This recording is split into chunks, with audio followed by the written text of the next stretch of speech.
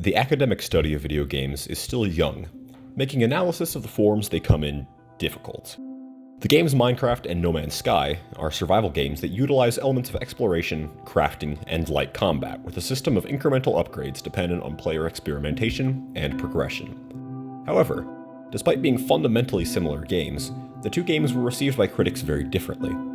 Minecraft has been reviewed with overwhelming positivity, netting a Metacritic score of 93 universal acclaim on release. Meanwhile, No Man's Sky received a mixed score of 61, with most critics calling it an impressive technical achievement under a shallow gameplay loop. But what exactly is a gameplay loop, and how can it be shallow? The construction of a gameplay loop is writing. These loops are exactly that, the feedback loops, and they help facilitate a player experience, a highly personalized narrative. This research attempts to answer the question, how has writing impacted the gameplay of Minecraft and No Man's Sky? Researching these two games helped me see how games function narratively, and what makes some games more successful or fun than others. It also lends some legitimacy to the study of video games as serious pieces of media. Some challenges were faced when trying to gather player experiences, as not all players of Minecraft have played No Man's Sky, and vice versa. It is also difficult to document the myriad ways that the games function in the time provided. For primary sources, interviews were conducted with those who have experience with both games. These interviews sought to answer a number of qualitative questions, such as, which of the two games do you prefer? Why do you prefer it? What are the primary differences you see between these two gameplay systems, not graphics, sound, story, etc.? How could either be improved? Which game provides for a more memorable experience? And why? What are some of those experiences? These questions were written to prevent bias from those surveyed or from the surveyor in accordance with Mikko Ketakivi's article, Avoiding Bias and Fallacy in Survey Research, a Behavioral Multi-Level Approach. Interviews with two people were conducted through email. Both players preferred Minecraft to No Man's Sky, even though they both called it a simpler game or smaller in scope. The reason for this preference varied. Participant 1 simply stated that Minecraft was easier to pick up than No Man's Sky. Participant 2 wrote a longer answer, comparing several of the game's key gameplay mechanics.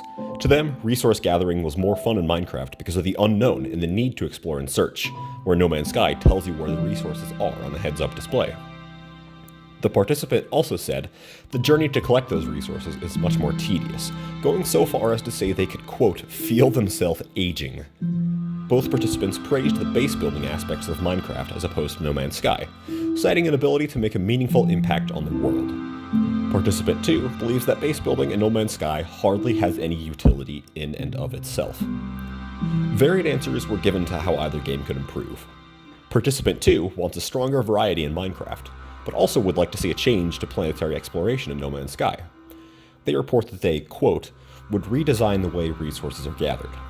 Currently, the challenge is trying to minimize the time spent walking when you are collecting resources.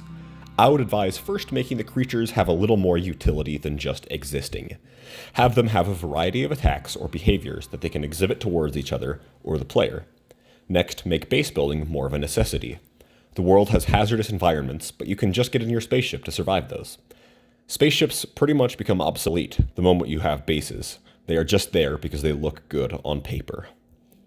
Participant 1 feels Minecraft seems to offer endless possibilities, while No Man's Sky is just walk around, collect, build, which is essentially what Minecraft is too, but it just feels more restrictive. You'd improve No Man's Sky by making it less restrictive somehow. Lastly, both participants once again preferred Minecraft and had a memorable experience with it. Both gave real examples of things they had created in Minecraft, some being nearly 10 years old, and expressed goal-oriented playing as making lasting memories. Participant 2 added, not to say No Man's Sky is completely forgettable.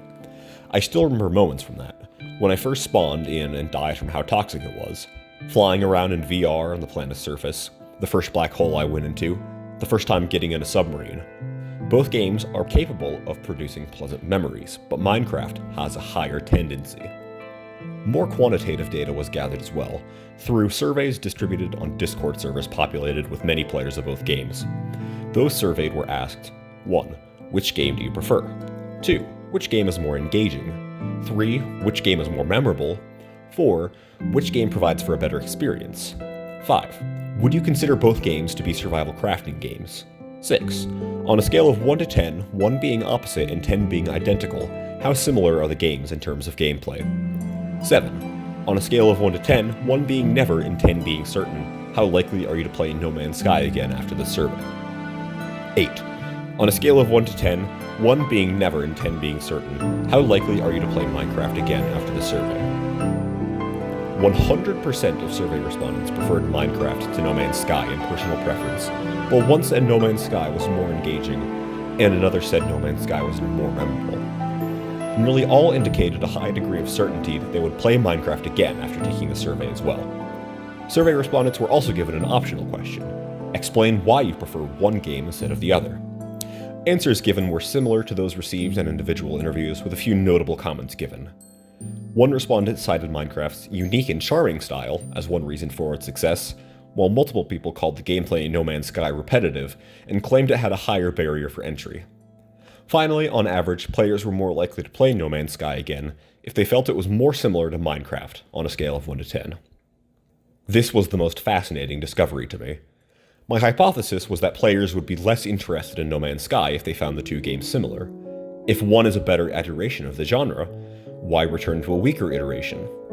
I suspect in part that genre affinity is at play. If one enjoys survival crafting games, they'd be more likely to play more games in that genre.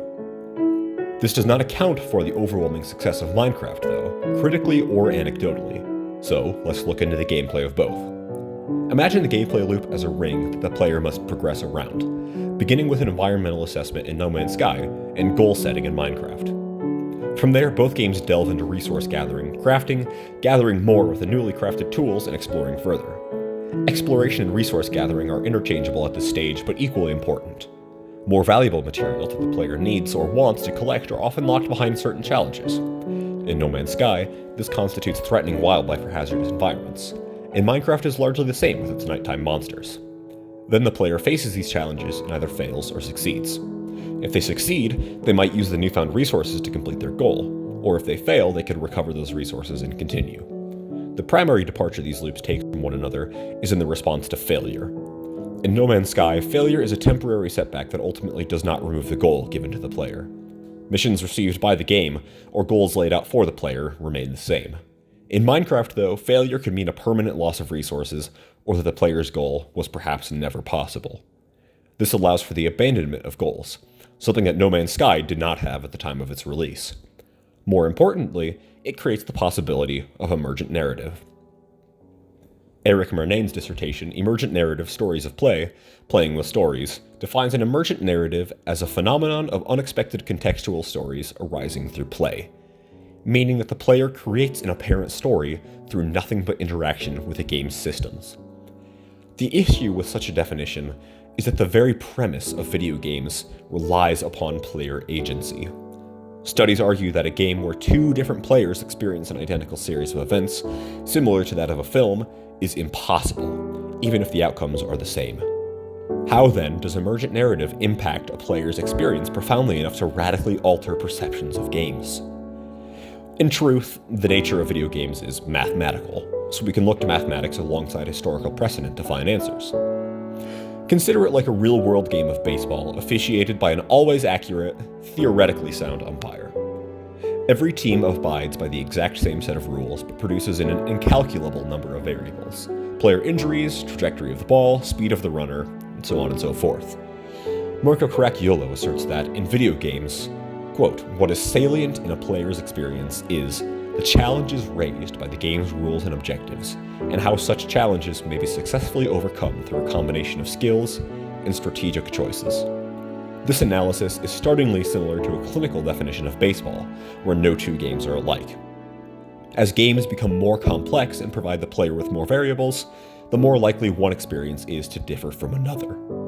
In a game like Minecraft, with close to 1,000 possible blocks to place in any order and a similar number of items to interact with, the possible outcomes are, again, incalculable. Returning to Murnane's dissertation, he makes a particular argument about the strength of the emergent narrative. Because games, especially complex ones, are keeping track of massive quantities of information, and because developers put numerous systems in place to create this illusion, it is often easy for the player to feel like games are one cohesive entity, when in fact they are a collection of different systems, all governing some aspect of the play experience. From a narrative standpoint, this means that the less tight the control is over the linearity of the story, the more opportunities exist for something unplanned to happen. This idea sheds some light on the adoration given to Minecraft. It's a game with no linear story, save for the one that the player makes, and that lack of explicit narrative paired with a nigh limitless emphasis on player innovation creates a wholly unique story for everyone interacting with the game. But players don't approach games solely to have a unique experience. While individuality and its proponents do flock to video games as much as any other medium, games are now competing with film and television streaming, as well as literature, while still providing a narrative experience. In some cases, they even fight for one's attention in the workplace. Scholars argue that the increasing prevalence of video games is a response to a lack of fulfillment in the life of the layperson. Traditional roles can no longer be sustained, and players of video games do so to provide a sense of order and progress in their lives. So what can we learn from this in regards to Minecraft and No Man's Sky? Again, surveys indicated generally less favorable opinions on No Man's Sky, but a higher likelihood of playing it from those that found it similar to Minecraft. Considering Gallagher's assertions and a common theme of No Man's Sky being repetitive, it should be considered that Minecraft is popular because of its promise of individual progression and unique experience. Conversely, the repetitive and comparatively narrow gameplay of No Man's Sky reflects the unfulfilling life that most players are trying to escape. As larger amounts of the workforce shift into homes and traditional labors are further automated, it stands to reason that successful games would allow a player to progress meaningfully and noticeably, while those in which players work tirelessly towards an abstract and unreachable goal would continue to meet scrutiny.